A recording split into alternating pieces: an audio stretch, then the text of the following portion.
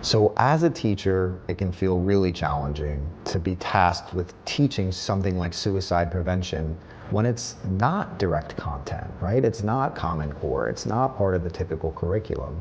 But ultimately, suicide is in our classroom whether or not we want it to be. This is part of the reality for our students. And sidestepping, educating them about it, and avoiding it because it's uncomfortable only sets us up for the students to feel more isolated, to kind of lean into the stigma around suicide, and to not share if there are real concerns going on for them. So it's uncomfortable, but it's also important to recognize that educating about suicide is not providing therapy about suicide. Educating about suicide is not intervening in suicide. It's not doing a screening. It's not doing an assessment. It's providing information so that students are in a position to understand what is happening for them in that moment.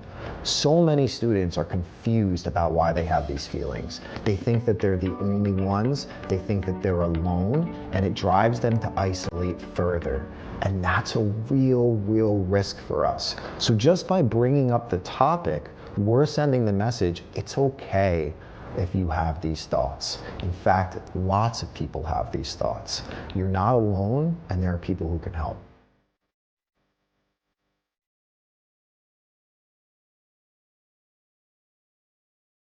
So it's a common thought that if we bring up something like suicide, we're going to be planting ideas in students' heads. We're going to be giving them more reason to think about it.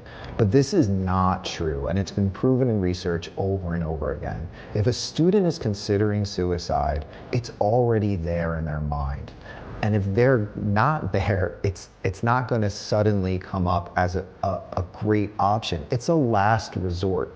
Even the people who are considering suicide oftentimes don't really want it to be on the table. They feel backed into a corner. They feel optionless. They feel like they're stuck, and this might be the only way out.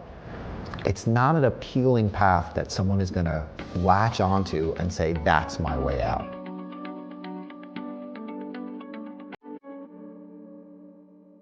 So when we're talking about suicide, students can become triggered, and this is a very legitimate concern. And I think what we need to be able to do is what we normally do as educators and as teachers. We need to facilitate a discussion in a way that's safe for everyone and be in tune with what is happening for our students. We can tell, for the most part, when we get to know our students a little bit, if someone's a little upset, if someone's pulling away a little bit, or if someone's becoming more reactive. Those are the usual signs that we go on, and we can apply them here. And just like you normally would, you can redirect discussion. You can cut a conversation a little bit short. You can reel students in. And if they're really becoming upset, maybe it's time to tap a team member and have someone else come in that can either pull a student out or that can help put a frame on the discussions that it feels safer for everyone.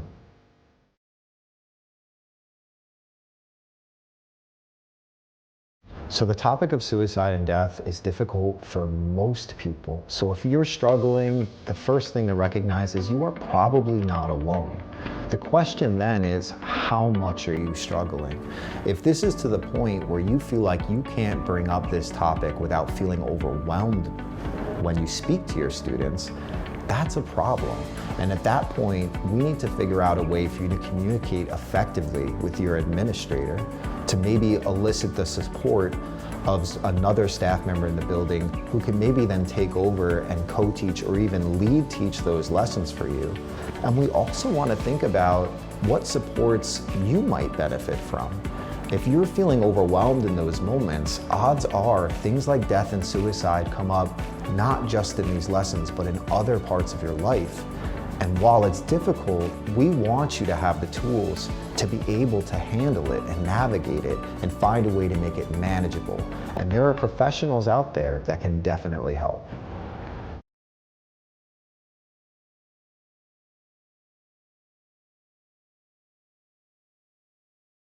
When it comes to things like suicide and a variety of other mental health topics, partnering with a counselor or another mental health professional is a great way to approach the lessons.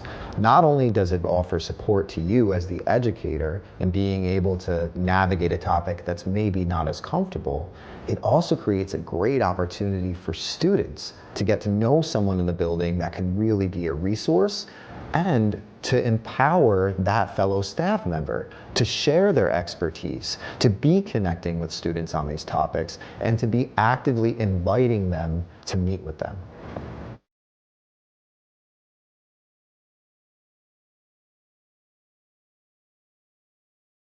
If I'm a counselor and a student has come to me, or maybe somebody's relayed a concern about a student, and now I'm trying to figure out how am I going to navigate this conversation.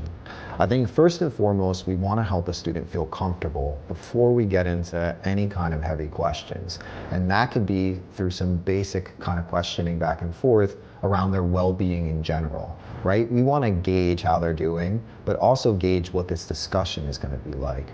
The next piece is to not shy away from the questions.